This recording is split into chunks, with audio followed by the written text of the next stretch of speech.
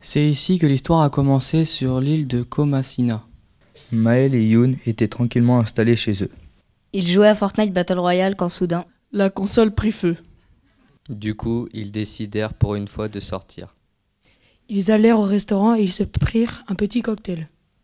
Ils décidèrent ensuite d'aller au stade, où ils croisèrent un chat noir. Non, Marine Le Pen qui sort d'une soirée déguisée.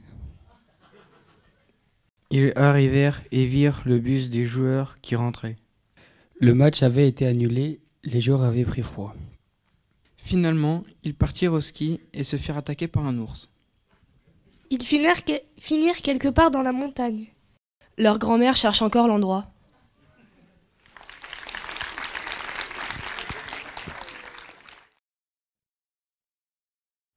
Depuis sa petite enfance, Polo avait toujours confondu les choses. Fils d'une grande famille, il croyait habiter un taudis. Son interprétation du réel allait toujours un peu trop loin. Il s'imaginait déjà dans la peau d'un combattant. Il voyait des ennemis partout. Derrière chaque arbre. Chaque caillou. chaque petit buisson. Ses sœurs, qui elles étaient saines d'esprit, s'inquiétaient pour lui. Il était vraiment sur la mauvaise pente. Ils réussissent et trouver les mots pour la ramener à la réalité. Il était guéri. Ravi, il est parti chercher sa voiture dans ce qu'il croyait être un parking.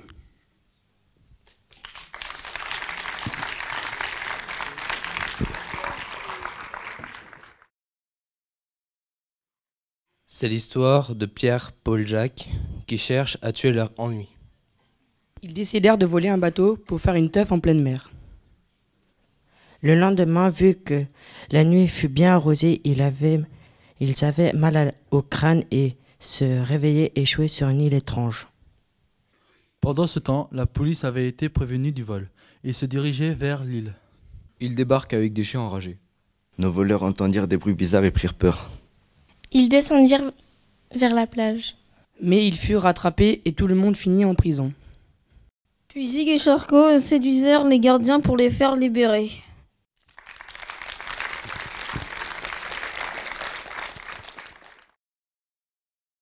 Jérôme, le pirate, avait fait fortune de manière douteuse.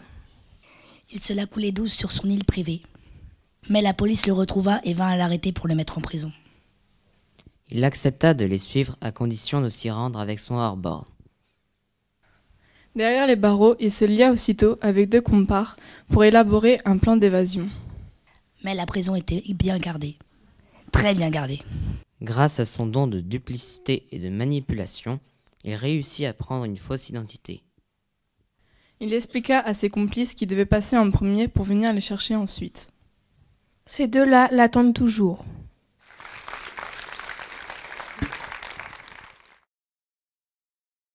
Cela faisait bien longtemps que Mamie Insta voulait se rendre à New York pour apprendre à parler anglais.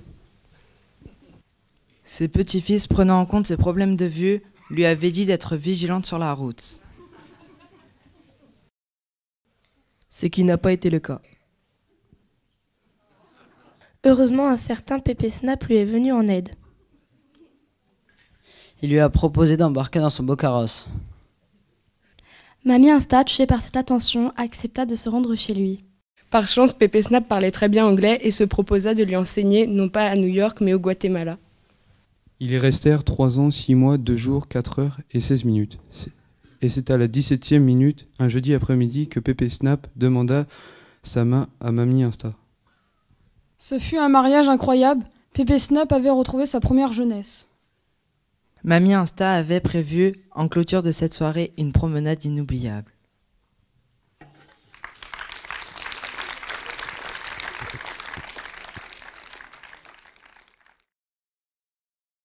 Après avoir travaillé toute leur vie dans un ranch, Simone et André ont décidé de partir en voyage pour fêter leurs 50 ans de mariage. Ils ont pris l'avion pour la première fois. Comme destination, ils ont choisi le Guatemala. Ils ont loué une voiture pour visiter le pays, mais sur la route... ils ont croisé un autostoppeur qui leur a fait peur. Ils ont eu un accident. Derrière les traits du clown maquillé se cachait une vieille dame facétieuse qui, sans savoir quelle catastrophe elle avait déclenchée, Rentra chez elle tranquillement.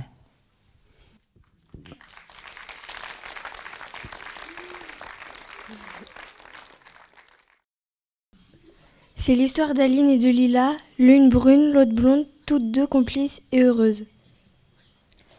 Elles ne savent pas encore qu'elles croiseront la route de Timothée, un petit garçon de 5 ans, grand rêveur fasciné par l'aéronautique. Toutes 3 élèves de 6e G, une classe de 25 élèves. Ils avaient tous des caractères et des personnalités fortes. Certaines voulaient être magiciens et d'autres sorciers. Ils étaient en pension à Poudlard, on leur apprenait la sorcellerie. Les plus grands sortaient de là-bas. Cette année-là, le thème des voyages scolaires était les légendes. Ils aimaient aller les vérifier sur place. Qui ne regarde pas la pointe d'Étretat se transformera. Tous se focalisèrent sur cette pointe sauf 2, un peu-être en l'air, Aline et Lila. La nuit tombée, elles avaient perdu le reste du groupe et se mirent enquêter d'un abri. Elle vit camp dans cette bâtisse une dizaine d'années sans voir personne. Elle se nourrit de fruits et de viande quand elle en trouvait et se contentait de boire de l'eau de la rivière. Puis un beau matin ensoleillé, alors qu'elle avait décidé de dormir sur l'herbe, elles entendirent des bruits étranges. Elles se retrouvèrent nez à nez avec un chasseur qui les tenait en joue, mais qui lâcha son fusil en les voyant de plus près. Les deux amis apeurés dévalèrent la pente en se demandant pourquoi on les chassait. Ils eurent leur réponse face à un miroir d'eau. Qui révéla leur apparence animale. Mais alors, pourquoi les avait-il épargnés ? Le chasseur n'est autre que leur ancien camarade de classe Timothée.